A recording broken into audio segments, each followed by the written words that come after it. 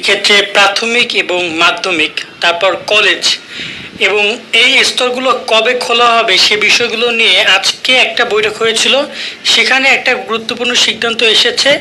আমি এখানে এই ভিডিওটা মূলত প্রাথমিকের জন্য সিদ্ধান্ত আসলো, এটা উচ্চ মাধ্যমিক মানে এখানে কলেজ এবং স্কুলের সিদ্ধান্তগুলো বোঝা যাচ্ছে যে প্রাথমিকের সিদ্ধান্তের মাধ্যমে। তো চেষ্টা করছি এই ভিডিওতে আমরা সেই বিষয়গুলো একটু বুঝিয়ে দেওয়ার জন্য।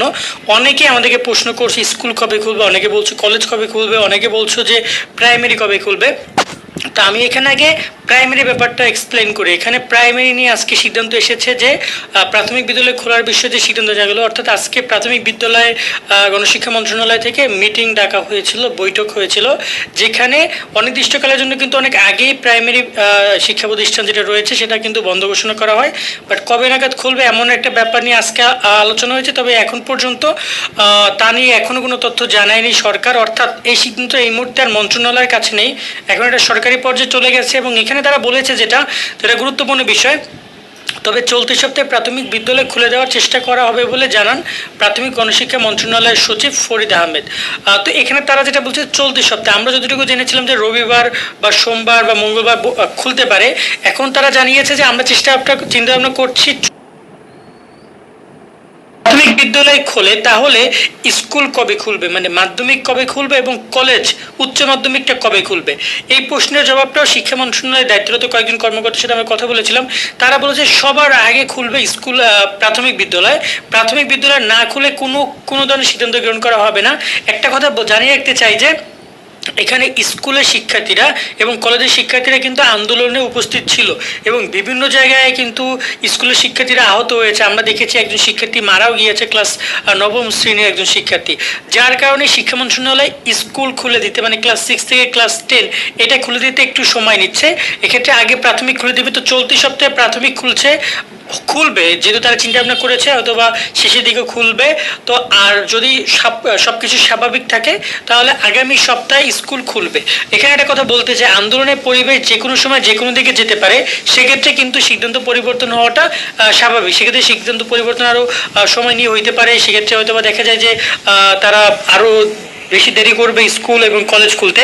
প্রাথমিক বিদ্যালয়ে আসলে কি শিক্ষার্থীরা তারা আন্দোলনে যায় না, কিন্তু ওদের নিরাপত্তার কথাটা মাথায় রেখে মূলত প্রাথমিকটা বন্ধ রাখা হয়েছে।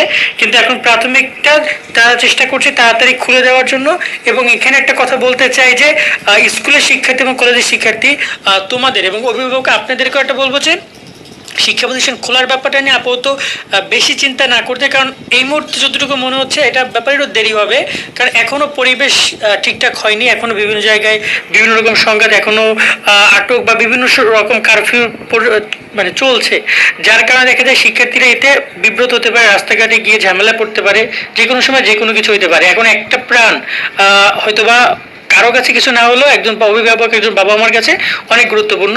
তো বিদ্যালয়ের নিরাপত্তা নিশ্চিত বা যাতায়াত নিরাপত্তা নিশ্চিত করে একজন শিক্ষার্থী বাসা থেকে স্কুলে যাওয়া উচিত অথবা কলেজে যাওয়া উচিত, আর নয়তো অন্তপক্ষে বাসা থাকা উচিত। কারণ এখানে পড়াশোনাটা আগে জীবন।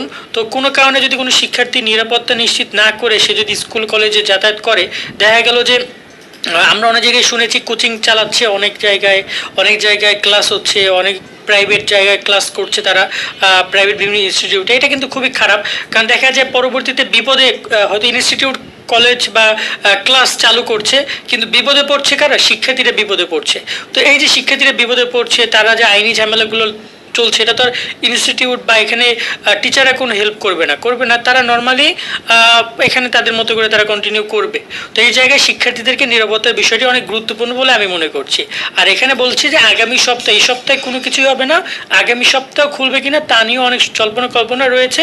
দেখা যাক দিন শেষে কী করে তারা। আজকে এই পর্যন্ত আপডেট, সবাই ভালো থাকবেন, আল্লাহ হাফেজ।